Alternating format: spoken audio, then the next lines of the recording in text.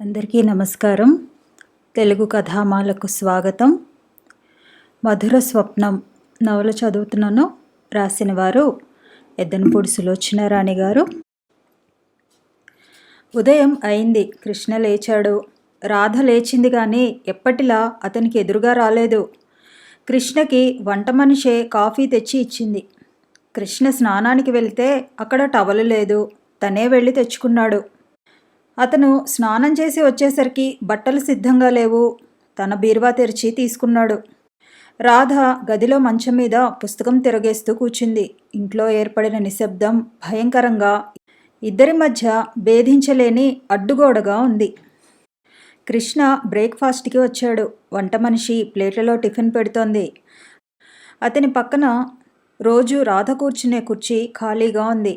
అతను కూర్చుని ఇడ్లీ తినబోతూ, మీ అమ్మగారెక్కడా పిలు అన్నాడు. వంట మనిషి రాధ గదిలోకి వెళ్ళి వచ్చి, అమ్మగారికి ఆకలి లేదట బాబు అంది.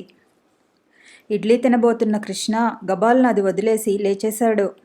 బేసిన్ దగ్గరికి వెళ్ళి చేయి కడుక్కుంటూ రాధకు వినబడేటట్టు బిగ్గరగా, నాకు కూడా ఆకలిగా లేదు. నేను భోజనానికి కూడా రాను. మీ అమ్మగారికి ఆకలి వేసి తింటానన్నప్పుడు నాకు ఫోన్ చేయి. అప్పటి వరకు నేను ఇంటికి కూడా రాను అన్నాడు. అతను టవల్తో చేయి తుడుచుకుని యువతలికి వస్తుంటే అంతలో పని మనిషి వచ్చింది.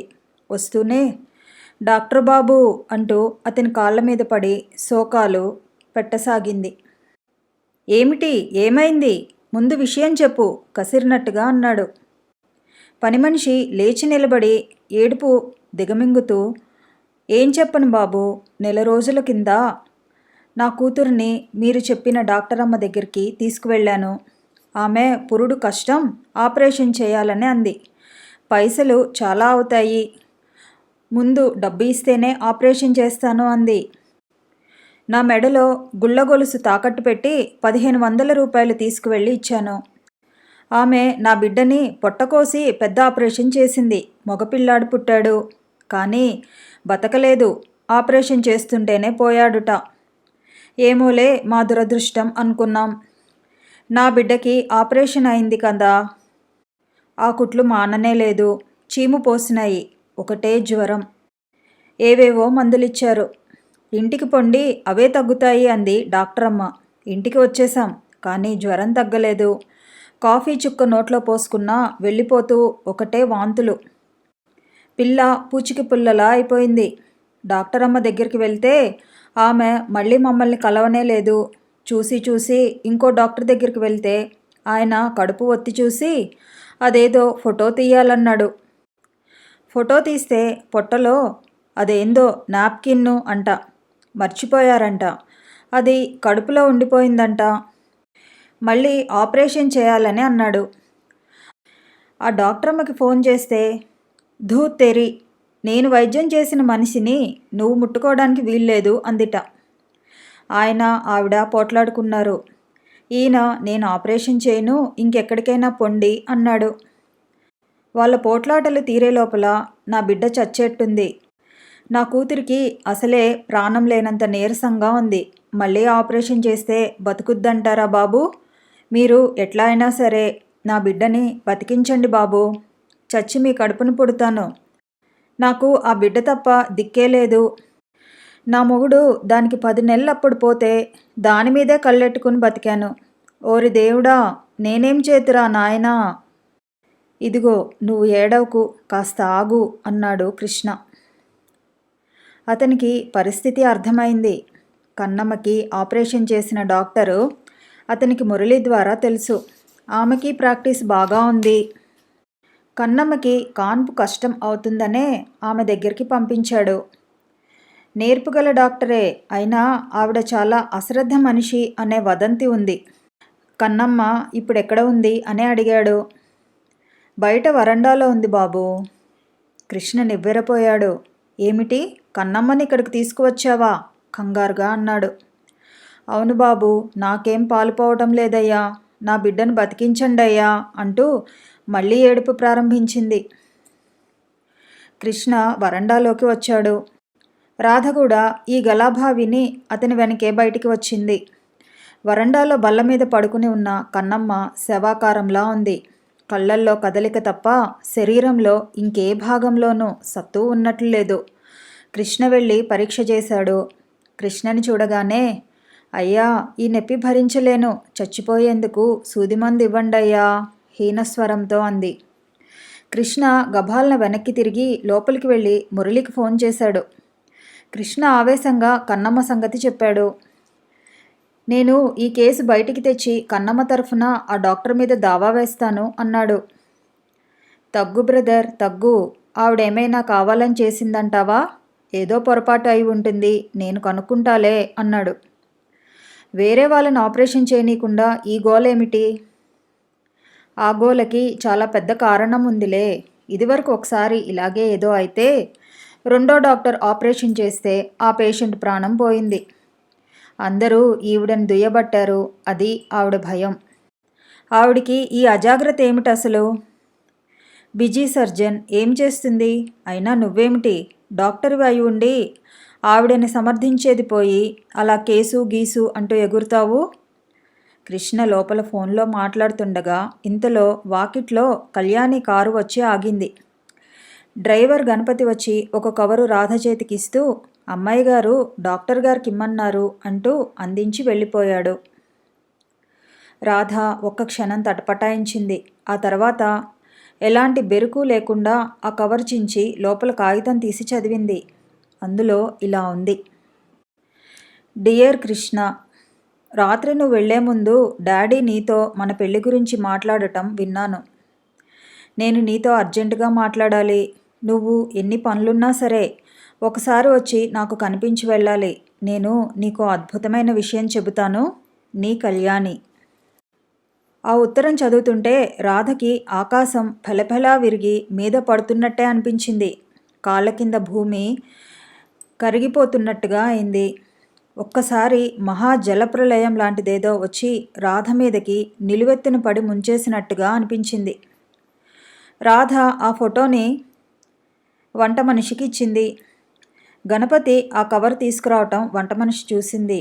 రాధ నోట మాట రాని దానిలా, అయ్యగారికి ఇవ్వు అంటూ దూరంగా ఫోన్లో మాట్లాడుతున్న కృష్ణను చూపించింది. తను తడబడుతున్న అడుగులతో తూలిపోతున్న దానిలా తన గదిలోకి వచ్చింది. గణపతి ఈ ఉత్తరం మీకు ఇవ్వమని ఇచ్చి వెళ్ళాడయ్యా అని వంట మనిషి అవతల గదిలో కృష్ణకి చెప్పటం రాధకి తెలుస్తూనే ఉంది. మాట్లాడుతున్న కృష్ణ ఉత్తరం తీసుకుని చదివాడు. సరే, నేను ఉంటాను మురళి అంటూ ఫోన్ పెట్టేశాడు కృష్ణ. చకచక వరండాలోకి వచ్చాడు. పని మనిషికి ఒక చీటీ గబగబా వ్రాసి ఇచ్చి, ఈ డాక్టర్ దగ్గరికి వెళ్ళు అన్నాడు. అయ్యా, మీరు రండయ్యా అంది దీనంగా. నాకిప్పుడు తీరుబడి లేదు, నాకు పనుంది అంటూనే అతను వెళ్ళిపోయాడు.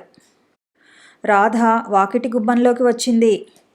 పని మనిషి ఏడుస్తూ, అయ్యో, అయ్యగారు వెళ్ళిపోయారు, మాకు దోవ చూపిస్తారనుకున్నాను అంటూ అక్కడ నిలబెట్టిన రిక్షా అతనిని కన్నమ్మని నడిపించడానికి సాయం రమ్మనమని పిలిచింది. రిక్షా అతను పని మనిషి కన్నమ్మని చెరో చేతి కింద ఆసరా ఇచ్చి నడిపిస్తూ రిక్షా దగ్గరికి తీసుకువెళ్లారు. అమ్మా, నెప్పే, నేను నడవలేనే, కన్నమ్మ ఏడుస్తోంది. రిక్షా కదిలి వెళ్ళిపోయింది. రాధ కళ్ళ వెంట నీళ్లు కూడా రావటం లేదు. మనసు శిలలా అయిపోయింది. వాళ్ళు దిక్కులేని వాళ్ళు, అందుకే అంత బాధపడుతున్నారు. తను కూడా అంతే. రాధ మెదడులో రైళ్లు ఢీ కొట్టుకుంటున్నంత హోరుగా ఉంది. డాడీ నీతో మన పెళ్లి గురించి మాట్లాడటం విన్నాను. నీకో అద్భుత విషయం చెబుతాను. నీ కళ్యాణి. ఆ అక్షరాలు వికటాటహాసం చేస్తున్నాయి. కృష్ణకి కళ్యాణితో పెళ్ళా? రాధకి భూమి తలక్రిందులైపోతోంది. ఇదేమిటి? తనసలు ఆ ఉత్తరం సరిగా చదివిందా? తన కళ్ళు తనని మోసం చేయలేదు కదా? కృష్ణని సూటిగా నిలదీసే అవకాశం లేకుండా అతను వెళ్ళిపోయాడు. రాధ మనసులో ఎక్కడో ఏదో మంటలాంటిది ప్రారంభమైంది. ఇంకో క్షణం కృష్ణ ఇక్కడ ఉండి ఉంటే చేతులతో అతని పీక పిసికి చంపేసి ఉండేదేమో. ఇప్పుడు మాత్రమేం, సరాసరి కళ్యాణి ఇంటికి వెళుతుంది. చేతికి అందిన దానితో కళ్యాణి తలని చితకబాదుతుంది. పోలీసులు తనని అరెస్ట్ చేసినా పర్వాలేదు. తన మెడకి ఉరితాడు బిగించినా తనకి బాధ రవ్వంతైనా వేయదు. రాధ గబగబా వెళ్ళి చెప్పులు వేసుకుని వీధి గుమ్మం వరకు వచ్చింది. మళ్ళీ అంతలోనే ఆగింది. తనెందుకు ఆవేశపడుతోంది? తనని కాదని కృష్ణ కళ్యాణిని చేసుకోవటం అంత సులభమా? పెళ్ళిని ఒక మాసిన చొక్కాలా తీసి అవతల పారేయటానికి ఇది పశ్చిమ దేశం కాదే. పెళ్ళి అనేది ఈ దేశంలో ఒక బలమైన బంధం. అది అంత సులువుగా తెగిపోదే. కృష్ణ కళ్యాణిని పెళ్లి చేసుకోవాలంటే తన అనుమతి కావాలి. తనకి తెలియకుండా రహస్యంగా చేసుకుంటాడా? అంత నీచానికి దిగుజారుతారా? పేరు ప్రతిష్టలు డబ్బు గల కళ్యాణికి అంత కర్మ ఏం పట్టింది? కానీ కృష్ణనే తిరిగి రాని. ఏం చెబుతాడో ఏం అడుగుతాడో చూస్తే సరి. ఒక్క 24 గంటలు ఓపిక పడితే ఏమవుతుంది? పిచ్చి ఎక్కుతుంది. రాధకి విరగబడి నవ్వాలి అనిపిస్తోంది. ఎవరినైనా పీక పిసికి చంపేయాలనిపిస్తోంది. ఈ ప్రపంచాన్నంతటినీ అపరకాలిలా సర్వనాశనం చేయాలనే ఉద్రేకం నరాల్లో పొంగి వస్తోంది. తనేం చేసింది? తనేం అపరాధం చేసింది? అతనే లోకంగా బతికింది. తన జీవితమే అతనికి పూజగా భావించిందే. కృష్ణేనా ఈ పని చేస్తోంది? రాధ ఇంకా నమ్మలేకపోతోంది. రాధ శక్తి కూడదీసుకోవటానికి విశ్వ ప్రయత్నం చేస్తోంది. తను ఆవేశపడకూడదు, సహనంతో వ్యవహరించాలి. ఒకవేళ ఇదే నిజమైతే తనేం చేయాలి? మృత్యువుని కౌగిలించుకోవాలి. రాధ చెయ్యి అప్రయత్నంగా పొట్టమీదికి మళ్ళింది. రాధ కళ్ళల్లో నీళ్లు తిరిగాయి. ఈ శిశువుని హత్య చేయటమేగా. రాధకి ఏడుపు వచ్చేసింది. మంచం మీద పడి దిండులో ముఖం దాచుకుని ఏడవసాగింది. ఆ ఏడుపులో ఎంత భయంకరమైన ఒంటరితనం అనుభవిస్తున్న బాధ ప్రతిధ్వనిస్తోంది.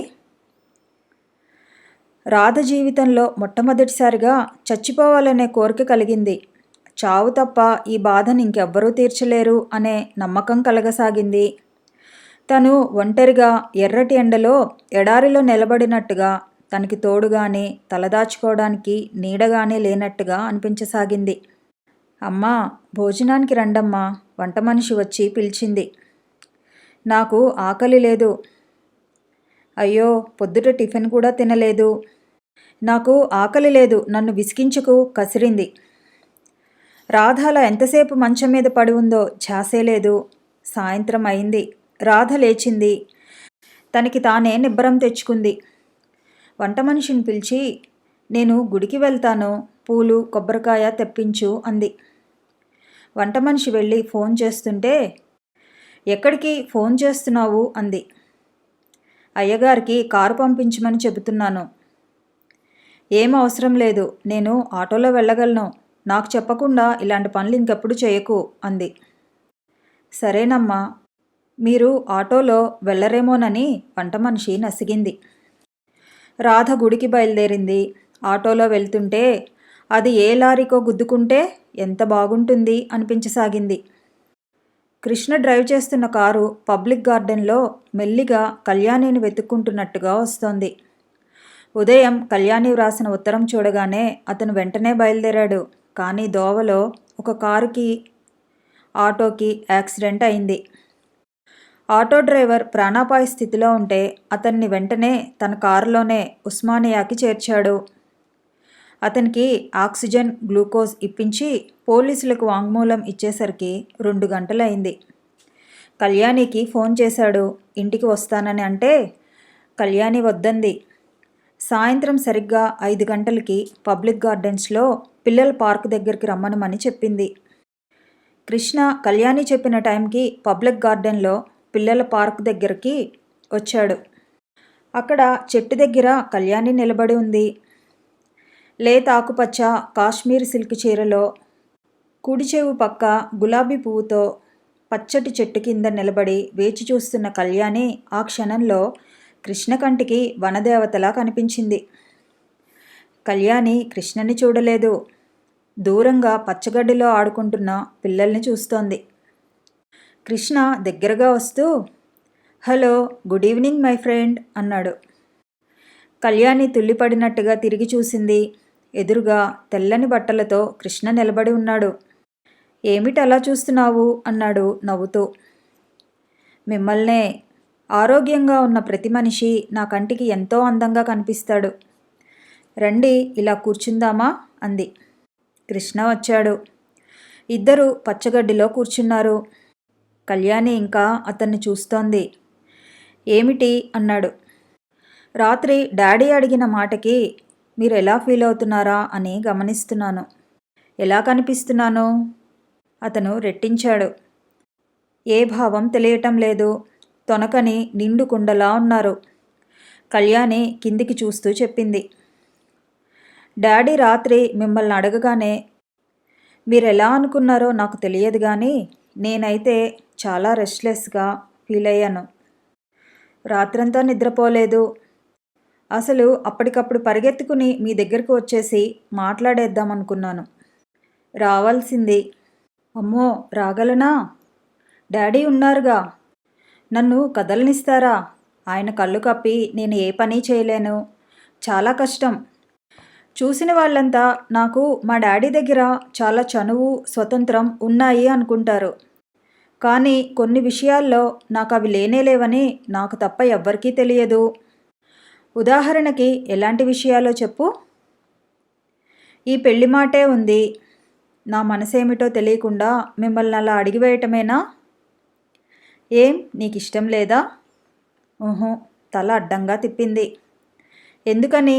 అతని కంఠంలో పెద్ద రిలీఫ్ కనిపించింది. మీరు నాకు ఆప్తులుగా భావిస్తాను. నా ప్రాణ స్నేహితులు అని నమ్ముతాను.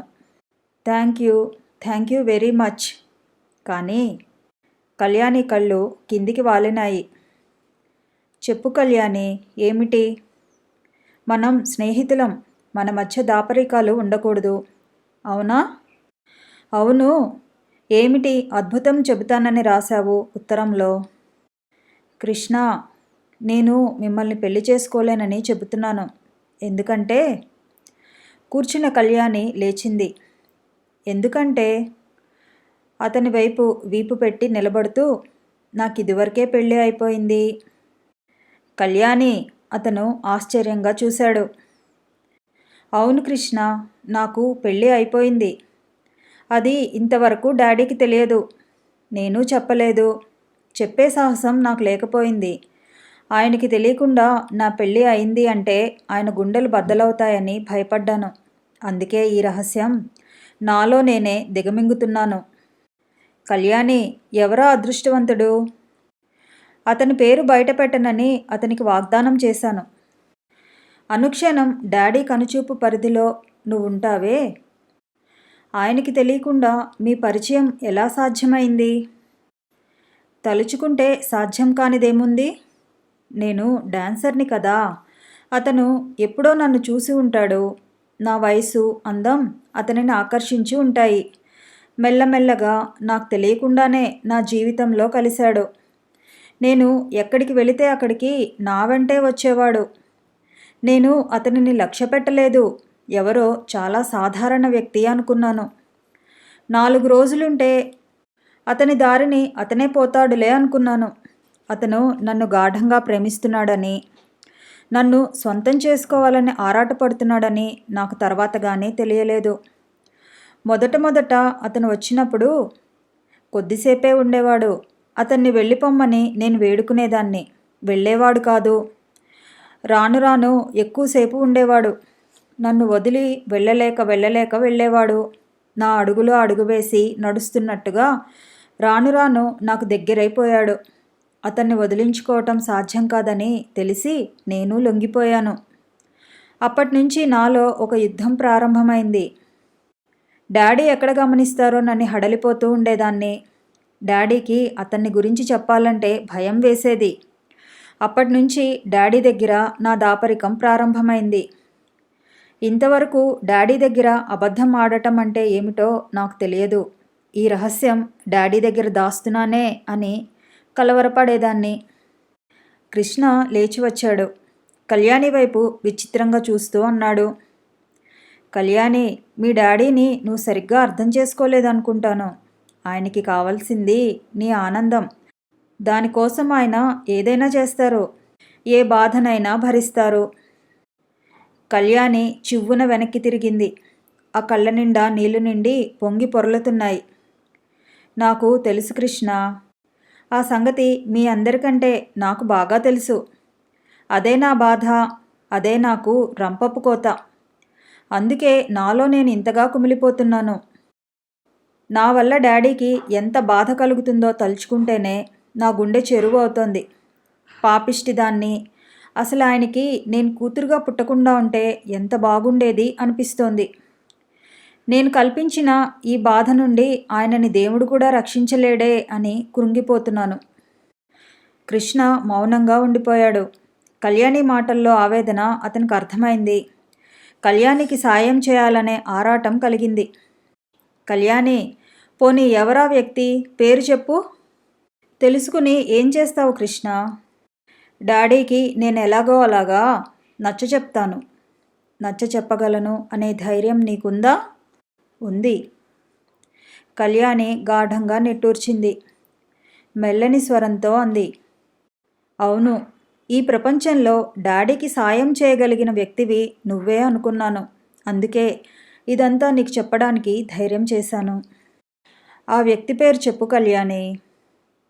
ఆ వ్యక్తా? అతని పేరు పుట్టిన ప్రతి మనిషికి తెలుసు. అంటే?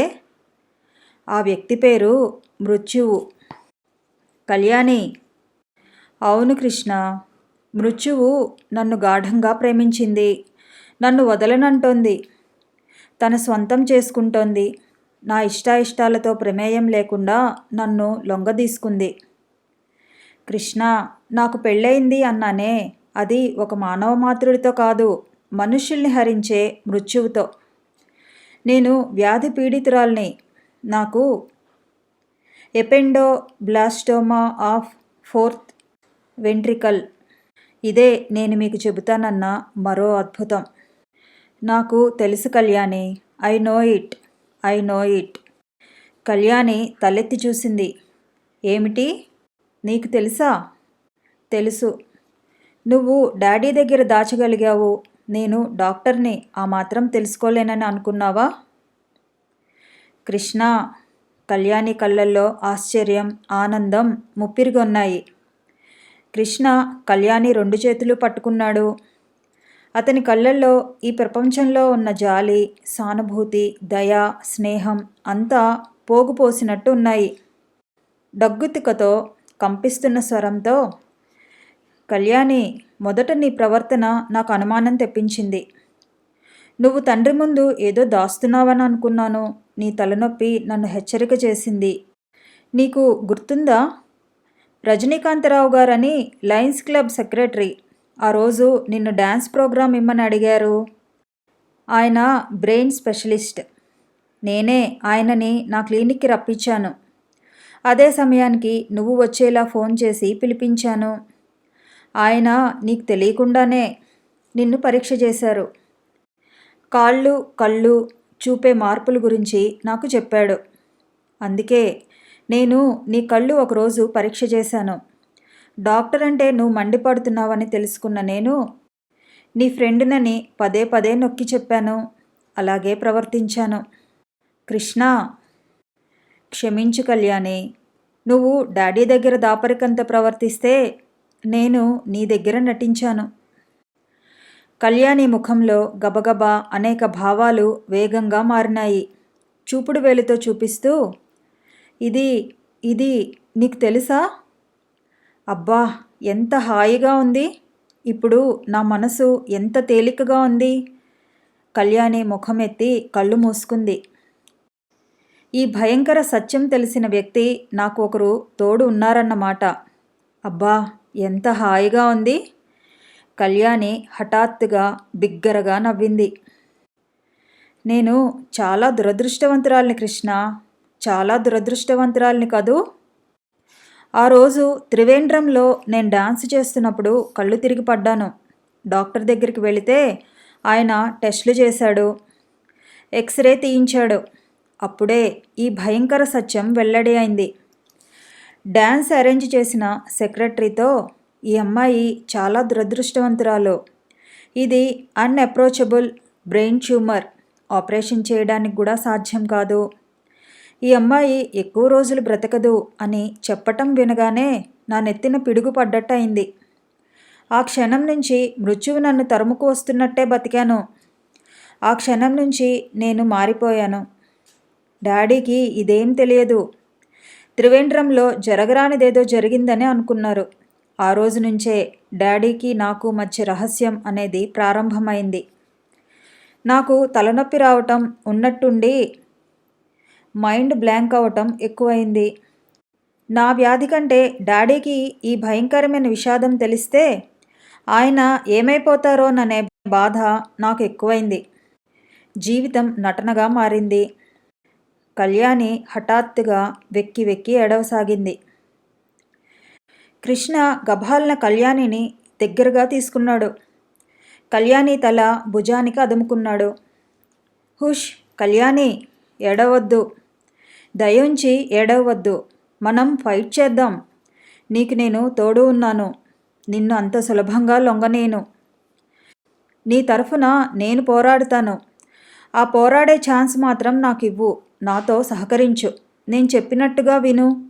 నేను నీకు ఫ్రెండ్నని అన్నావు కదూ. ఫ్రెండ్ అంటే ప్రాణానికి ప్రాణం ఇచ్చేవాడు, అవునా? నువ్వు ఒంటరిదానివి కావు కళ్యాణి. నువ్వు ఒంటరిదానివి కాదు కళ్యాణి. నేను నీకు తోడు ఉన్నాను. నేను ఉన్నాను. నువ్వు ఈ క్షణం నుంచి కృష్ణ నాకు ఉన్నాడు, నా ఆరోగ్యం గురించి అతనే అన్ని జాగ్రత్తలు తీసుకుంటాడు అనే నమ్మకంతో ఉండాలి. తెలిసిందా? అర్థమైందా? అతను ఆవేశంతో కళ్యాణి ముఖం ఎదురుగా తీసుకుని చూస్తూ అన్నాడు. కళ్యాణి అతని వైపు చూసింది. సుందర నయనాలు బేలగా అతని వైపు చూశాయి. Thank you Krishna, thank you అస్పష్టంగా అంది. కృష్ణ కళ్యాణి తలని భుజం మీదనే ఆనించుకున్నాడు. పసిపాపని బుజ్జగిస్తున్నట్టుగా వీపు మీద తట్టుతూ మృదు గంభీర స్వరంతో అన్నాడు. చూడు, సైన్స్ చాలా డెవలప్ అయింది. ఎన్నెన్ని కొత్త మందులో వస్తున్నాయి. మన అదృష్టం బాగుంటే సరైన మందు దొరకవచ్చు. నేను ఈరోజే నిన్ను రజనీకాంతరావు దగ్గరికి తీసుకువెళ్తాను. ఈ క్షణం నుంచి నువ్వు నేను చెప్పినట్టు చేయాలి. ఓకే అన్నాడు. ఓకే అంది కళ్యాణి. కృష్ణ కళ్యాణి తలని భుజం మీద ఆనించుకున్నాడు. కళ్యాణి నడుం చుట్టూ చేయి వేశాడు. ఇక వెళ్దామా అన్నాడు. కళ్యాణి తల ఊపింది. కృష్ణ కళ్యాణిని అలాగే పట్టుకునే కారు దగ్గరికి నడిపించుకుని వెళ్తున్నాడు. కళ్యాణిని అతను అలా పట్టుకుంటే కన్నతల్లి దగ్గర ఉన్నంత ధైర్యంగా అనిపించింది. ఆ స్పర్శ, ఆ మాటలు ఎంతో బలం చేకూరుస్తున్నాయి. ఇద్దరు చిన్నపిల్లలు ఒకరికి దెబ్బ తగిలితే మరొకరు ఓదారుస్తూ ధైర్యం చెబుతూ స్నేహంగా కలిసి నడుస్తున్నట్టుగా ఉంది. కళ్యాణిని అలా తీసుకుని వస్తున్న కృష్ణ అక్కడికి 2 గజాల దూరంలో చేతిలో పూలబుట్టతో చెట్టు కింద నిలబడి ఉన్న రాధని గమనించనే లేదు. గుడికి వెళ్ళి తిరిగి వస్తున్న రాధ మనసు చికాకుగా అనిపించి పార్కుకి వచ్చింది. అక్కడ కృష్ణ కారు ఆగి కనిపించింది. రాధ మరో 2 గజాలు ముందుకు వెళ్ళేసరికి ఊహించలేనంత భయంకరమైన దృశ్యం కనిపించింది. కళ్యాణి, కృష్ణ కలిసి వస్తున్నారు. కళ్యాణి తల కృష్ణ భుజం మీద ఆని ఉంది. అతని చెయ్యి కళ్యాణి నడుం చుట్టూ ఉంది. కళ్యాణి నడుస్తూ మధ్యలో ఆగి ఏదో అంటోంది. అతను కళ్యాణి తల నిమిరి ఏదో అంటున్నాడు. కళ్యాణి అతని వైపు ముఖం ఎత్తి చూసి నవ్వుతూ చెబుతోంది. అతను కూడా నవ్వుతున్నాడు. దూరంగా ఆడుకునే పిల్లల్ని చూసింది. ఏదో చెబుతున్నాడు. కళ్యాణి తల ఊపుతూ అంగీకరిస్తోంది. కృష్ణ కళ్యాణిని కారులో కూర్చోబెట్టి కిందికి వేళ్లాడిన చీర అంచుని కారు లోపలికి సర్ది డోర్ వేసి వెళ్ళి డ్రైవింగ్ సీట్లో కూర్చుని కారు స్టార్ట్ చేశాడు. ప్రేమికులని రెక్కల మధ్య పొదవి పట్టుకుని వెళ్ళిన రాయంచల రివ్వున వెళ్ళిపోయింది కారు. రాధ అక్కడ ఒంటరిగా నిలబడిపోయింది. రాధ మనసులో మహారణ్యాలు తగలబడిపోతున్నాయి. సముద్రాలు పొంగుతున్నాయి. రాధకి ఏడుపు రావటం లేదు. మనసులో భయంకరమైన, అతి భయంకరమైన విషాదం పేరుకోసాగింది. రాధ విషాదం అనే ఊబిలో కూరుకుపోతోంది. రాధ కలలో నడుస్తున్న మనిషిలా పార్కులో నుండి యువతలకు నడిచి వచ్చింది.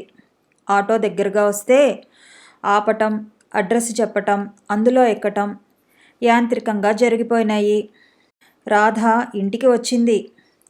రాధ ఇంటికి రాగానే వంట మనిషి ఎదురు వస్తూ, అమ్మా అమ్మా ఇది విన్నారా? కన్నమ్మ చచ్చిపోయిందట, మాలి చెప్పాడు. పొద్దుట ఇక్కడి నుంచి అయ్యగారు చెప్పిన డాక్టర్ దగ్గరికి తీసుకువెళితే ఆయన తీరుబడి లేదు, ఆపరేషన్ చేయను అన్నాడుట. అక్కడి నుంచి ఇంటికి తీసుకువెళ్తుంటే దోవలో పోయిందిట. కన్నమ్మ పోయిందా? అయితే చాలా అదృష్టవంతురాలు, శూన్యంలో చూస్తూ అంది రాధ. రాధ మంచం మీద కూర్చుంది. రాత్రి పొద్దుపోయిన తర్వాత కృష్ణ వచ్చాడు. రాధ అతనికి ఎదురు వెళ్ళలేదు. రాధని అతను కూడా పలకరించలేదు. బట్టలు మార్చుకుని పడుకునే ముందు కళ్యాణికి ఫోన్ చేశాడు. హలో కళ్యాణి, ఏం చేస్తున్నావు? నిద్ర పట్టడం లేదా? నిద్రపోవటానికి ట్రై చేయి. నేను చెప్పిన మాటలు గుర్తు చేసుకో. గుడ్ నైట్, స్వీట్ డ్రీమ్స్ అంటూ ఫోన్ పెట్టేశాడు. ఆ మాటలు చెప్పేటప్పుడు అతని కంఠంలో లాలన, ఆప్యాయత రాధని వెక్కిరిస్తున్నట్లుగా ఉన్నాయి. అతను ఫోన్ పెట్టేసిన తర్వాత లేచి వెళ్ళి అల్మారాలో ఉన్న పుస్తకం ఒకటి తీసుకుని అవతల గదిలోకి వెళ్ళి టేబుల్ లైట్ వేసుకుని చదవసాగాడు. అది బ్రెయిన్ ట్యూమర్స్ మీద ట్రీట్మెంట్ తెలిపే పుస్తకం అని రాధకి తెలియదు. రాధ గదిలో చీకట్లో మంచం మీద దిండుకు ఆనుకుని కూర్చుని ఉంది.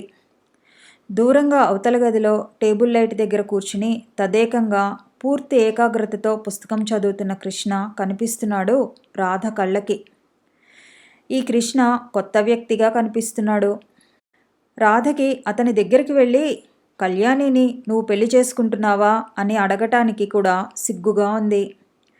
అతనికి తన అవసరం లేదు అనే సత్యం రాధ మనసుని రంపపు కోత కోస్తోంది. మీ జీవితంలో నాకు చోటు ఇవ్వండి అని తను అతనిని దేవురించాలా? అంతకంటే చావు నయం. అవును, చావు ముమ్మాటికి నయం. అతను తన కళ్ళ ముందే కళ్యాణితో చనువుగా ప్రవర్తిస్తున్నాడే, అతనేం దాపరికం పెట్టుకోలేదు అంటే దాని అర్థం ఏమిటి? ఆ మాత్రం అర్థం చేసుకోలేని మూర్ఖురాలివా అంటే తను ఏం జవాబు చెప్పగలుగుతుంది? డాక్టర్ రజనీకాంతరావు గారు ఎక్స్రేలు పరీక్ష చేస్తున్నారు. కృష్ణ ఆయనకి ఎదురుగా నిలబడి ఉన్నాడు. ఆయన ఎక్స్రే టేబుల్ మీద పెడుతూ, కృష్ణ, ఇది అన్అప్రోచబుల్ ట్యూమర్. ఆపరేషన్కి ఏమాత్రం వీలు కాదు, లాభం లేదు. ఈ అమ్మాయి ఎక్కువ రోజులు బ్రతకదు అన్నారు. కృష్ణ ముఖం సీరియస్గా ఉంది. రజనీకాంతరావు గారి మాటలు వినగానే అతని దవడ ఎముక కదలాడింది. ఢిల్లీలో డాక్టర్ వసంత్ పాటిల్ ఈ ట్యూమర్స్ ట్రీట్మెంట్లో స్పెషలిస్ట్ అని విన్నాను. కళ్యాణిని ఆయన దగ్గరకు తీసుకువెళ్తే లాభం ఉంటుందని నాకు నమ్మకం లేదు. అయినా ప్రయత్నం చేయడంలో తప్పేం లేదు. వసంత్ పాటిల్ నాకు తెలుసు. కళ్యాణిని తీసుకువెళ్తానని అంటే నేను లెటర్ రాసి ఇస్తాను. థ్యాంక్ యూ సార్, కృతజ్ఞతగా అన్నాడు. డాక్టర్ రజనీకాంతరావు చాలా మంచి వ్యక్తి. ఆయన వల్ల కాకపోతే ఊరికే ఉండరు. వేరే వారి దగ్గరికి పేషెంట్స్ని పంపించి తన ఒపీనియన్ నిర్ధారణ చేసుకుంటారు. ఈ ఒక్కటే నా ఆఖరి ప్రయత్నం డాక్టర్, ఆయన ఇచ్చిన ఉత్తరం తీసుకుంటూ అన్నాడు.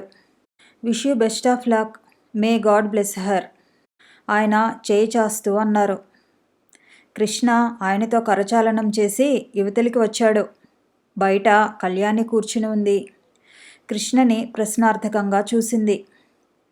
కళ్యాణి, డాక్టర్ గారు ఏమన్నారో తెలుసా? ఢిల్లీలో వసంత పాటిల్ అని స్పెషలిస్ట్ ఉన్నాడట, ఆయనకు ఒకసారి చూపించమన్నారు. ఆయన ఇలాంటి వైద్య చికిత్సల్లో చాలా నిపుణులుట. ఢిల్లీయా? డాడీకి ఏమని చెప్పాలి? అవును, అది పాయింటే. పోనీ ఒక పని చేస్తే? ఏమిటది? ఢిల్లీలో తెలుగు సంఘం సెక్రటరీ గోపాలరావు నాకు తెలుసు. ఆయనని నీ డ్యాన్స్ ప్రోగ్రాం ఇవ్వటానికి అరేంజ్ చేయమని అంటాను. అక్కడ డాక్టర్కి చూపించవచ్చు. అప్పుడు డాడీకి తెలియదు. సరే కానీ కృష్ణ, నీకు ఇంకా నా ఆరోగ్యం మీద నమ్మకం ఉందంటావా? బేలగా అడిగింది. ఉంది కళ్యాణి, పూర్తి నమ్మకం ఉంది. నీ విశ్వాసం నాకు చాలా ధైర్యం ఇస్తోంది కృష్ణ. అదే నేను కోరుకునేది, కృష్ణ స్పష్టంగా అన్నాడు. కళ్యాణిని అతని ఇంటి దగ్గర దింపి క్లినిక్కి వస్తుంటే అతని మనసంతా కళ్యాణి ఆరోగ్యం గురించే ఆలోచిస్తోంది. అతనికి ఎలాగైనా సరే కళ్యాణిని ఈ ఆపద నుంచి తప్పించాలని అనిపిస్తోంది. కళ్యాణికి అందం, ఐశ్వర్యం అన్నీ ఇచ్చి భగవంతుడు ఆయుష్ లేకుండా చేయటం చాలా బాధగా అనిపిస్తోంది. ఈ ప్రపంచంలో ప్రతి వ్యక్తి జీవితం ఒక పువ్వు లాంటిది. అది సహజంగా విరిసి తన కాలం పూర్తిగా అనుభవించి సహజ సిద్ధంగా వడలి రాలిపోవాలి. అప్పుడే సంపూర్ణ జీవితం అవుతుంది. కానీ కొంతమంది వ్యక్తుల జీవితాలు అకాలంగా రాలిపోతూ ఉంటాయి. అకాల మృత్యువు వారిని నిర్దయగా కబళిస్తుంది. ఈ కొద్ది కాలంలో కళ్యాణి అతనికి ప్రియతమ వ్యక్తి అయింది. కళ్యాణి ఇంత విషాదం కడుపులో దాచుకొని తండ్రి కోసం నవ్వుతూ ఆరోగ్యంగా ఉన్నట్టు బతకటం, ఆ ముఖంలో చిరునవ్వు చెక్కు చెదరకపోవటం చూసి అతని మనసు ద్రవిస్తోంది. ఈ ప్రపంచంలో రోగిష్టి వాళ్ళు, వయసు పండిన ముసలివాళ్ళు ఎంతోమంది మృత్యువు కనికరమైన పిలుపు కోసం వేచి చూస్తూ, ఎక్కవలసిన రైలు కోసం ఎదురు చూస్తూ పడిగాపులు కాస్తున్న ప్రయాణికుల్లా ఉన్నారు. కానీ మృత్యువుకి వారి పట్ల నిరాదరణ, చిన్నచూపు. మృత్యువుకి కూడా కళ్యాణి లాంటి అందమైన వాళ్ళు, అదృష్టవంతులు కావాలేమో. కళ్యాణికి ఏ విధంగానూ సాయం చేయలేని నిస్సహాయత అతన్ని కృంగదీస్తోంది. ఏదైనా చేసి కళ్యాణిని ఈ ప్రమాదం నుంచి ఎలా రక్షించాలా అన్న ధ్యాసే అతని ఊపిరి అయిపోయింది. అతను స్వయంగా ఎన్నో మెడికల్ జర్నల్స్ చదువుతున్నాడు. ఎంతోమంది డాక్టర్లని సంప్రదిస్తున్నాడు. ఎక్కడికి వెళ్ళినా నిరాశే ఎదురవుతోంది. కళ్యాణి చిత్రంగా అతని ప్రయత్నాలను ఆమోదించింది. అతను ఎక్కడికి రమ్మన్నా వెళుతోంది. ఏ టెస్ట్ చేయించుకోమన్నా చేయించుకుంటోంది. రాజారాం గారికి మాత్రం ఇది ఏం తెలియదు. ఆయన ఈ ఇద్దరూ కలిసి తిరుగుతున్నారని మాత్రమే భావిస్తున్నారు. ఆ రోజు ఆయన కూతురు దగ్గరికి వచ్చారు. అమ్మా. ఏమిటి డాడీ? నేను కృష్ణని నీ విషయం అడిగానమ్మా. నా పెళ్లి విషయమేనా? అవునమ్మా. త్వరపడకు డాడీ, నేను పెళ్లి చేసుకుంటాను, తప్పకుండా చేసుకుంటాను, కళ్యాణి ఉత్సాహంగా అడిగింది. డాడీ, పెళ్ళికి నేనేం బట్టలు కొనుక్కోను, ఏం నగలు పెట్టుకోను, ఇంతవరకు ఎవ్వరూ చూడనంతగా అలంకరించుకుంటాను. నీకేం తక్కువమ్మా, కంచి వెళ్ళి స్పెషల్గా జరీ ముద్దలా ఉండే చీర కావాలని ఆర్డర్ ఇస్తాను. బొంబాయి నుంచి ప్రత్యేకంగా చేయించి నగలు తెప్పిస్తాను. కృష్ణ సరే అన్నాడమ్మా. సరే అనక ఏమంటారు డాడీ? నేనే టైం కావాలని అన్నాను. అతను ఒప్పుకున్నాడు. సరేనమ్మా, సరే, అంతా నీ ఇష్ట ప్రకారమే జరుగుతుంది, తొందర ఏం లేదు. నేను మీకు చెబుతాను డాడీ, మీరు చీరకి నగలకి ఆర్డర్ ఇవ్వండి, డేటు నేను చెబుతాను. ఆయన ముఖం ఆనందంతో దీప్తివంతమైంది. అలాగే తల్లి, ఇప్పుడే మనిషిని పంపిస్తాను. లేదు, నేనే స్వయంగా వెళతాను. వెళ్ళబోతున్న ఆయనని కళ్యాణి చేయి పట్టి ఆపింది.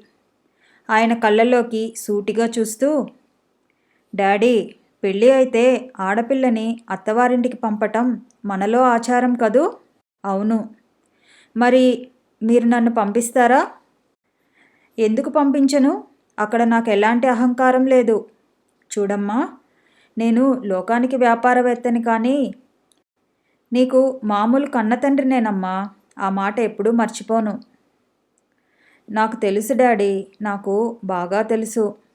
మరి నన్ను అత్తవారింటికి పంపిస్తే మీరు సహించగలుగుతారా? ఏడుపు రాదు? రాదు. ఎందుకో తెలుసా? నేను నిన్ను అత్తవారింటికి ఎందుకు పంపిస్తున్నాను? నీ ఆనందం కోసం.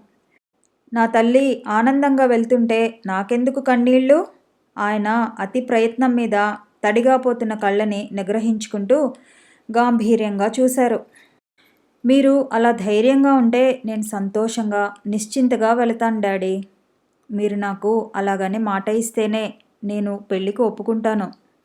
నేను కళ్ళనీళ్ళు పెట్టుకోను, సరేనా? నిజంగానేనా? నీ మీద ఒట్టు, సరేనా? ఆయన కూతురి తల మీద చేయి వేశారు. కళ్యాణి ఆయన గుండెలకి తల ఆనించి కళ్ళు మూసుకుంది. కళ్యాణి కనురెప్పలు నీళ్లతో బరువెక్కినాయి. థ్యాంక్ యూ డాడీ అంది. ఇంతలో రాజారాం గారి కోసం ఎవరో వచ్చారు. ఆయన కళ్యాణిని వదిలి డ్రాయింగ్ రూమ్లోకి వెళుతూ, పిచ్చి తల్లి, పెళ్లి చేసుకుని వెళ్ళటానికి నా గురించి ఎంత ఆలోచనో అనుకున్నారు. వెళ్ళిపోతున్న తండ్రిని చూస్తూ కళ్యాణి వేదాంతం నిండిన చిరునవ్వుతో, పిచ్చి డాడీ, పిచ్చి డాడీ, మీరు ఏడవకుండా ఉంటారా? చూస్తానుగా నేను అనుకుంది.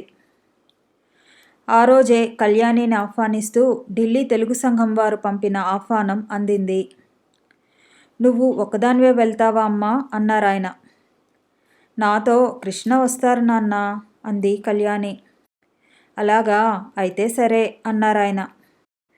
కృష్ణ, కళ్యాణి వెళ్ళటానికి ఆయన ప్లేన్లో టికెట్స్ బుక్ చేయించారు. ఆ సాయంత్రం కృష్ణ రాధతో, నేను ఢిల్లీ వెళ్తున్నాను, 2 రోజుల్లో వచ్చేస్తాను అన్నాడు. గణపతి, కళ్యాణమ్మ గారు కూడా డాక్టర్ గారితో వెళ్తున్నారు, వారికి అక్కడ డ్యాన్స్ ప్రోగ్రాం ఉందిట అని చెప్పాడు. రాధ మౌనంగా కూర్చుండిపోయింది. కృష్ణ ఢిల్లీ వెళ్ళిపోయాడు. కథ కొనసాగుతుంది. మళ్ళీ కలుసుకుందాము. ఈ వీడియో నచ్చితే లైక్ చేయండి, షేర్ చేయండి, కామెంట్ చేయండి, ఛానల్ని సబ్స్క్రైబ్ చేయండి.